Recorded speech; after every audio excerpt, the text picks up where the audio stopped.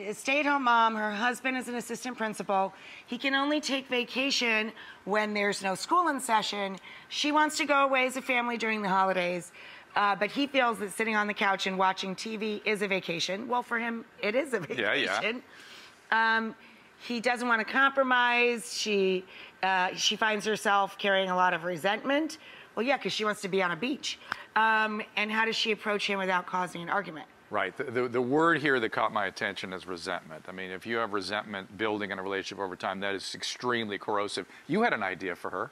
Oh, I said, so just go. Just go on vacation. Get out, scram. Well, she says she wants family time, but maybe if he wants to stay at home and watch a lot of TV, let him hang out with the kids and go with some girlfriends and get a tan.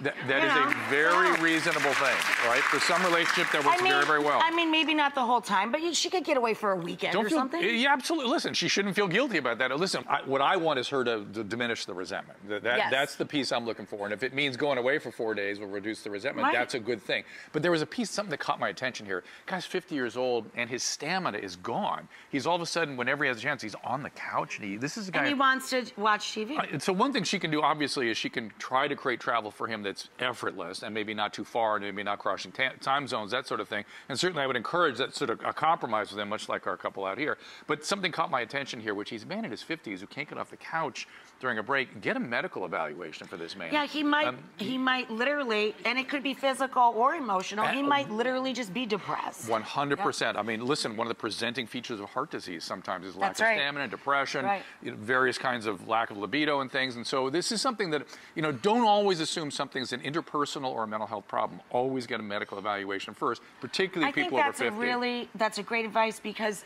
heart disease is the #1 killer of men and women, right? 100%. And I spent a big part of my career just doing medical clearances on psychiatric patients, and I cannot tell you, I would say 30% of the time, medical problems were at least contributing, if not causational, in a lot of the psychiatric stuff. To their mental state. Yeah, and if he were 35, if he's this guy's age, I'm like, get it together, dude. Yeah. But if it's a 50-year-old, I'm like, let's get him up on a treadmill, let's do a colonoscopy, let's get some lab Well, work. if he gets a clean bill of health, I'm saying go away with your girlfriends for the weekend. Fair enough. I'm with you.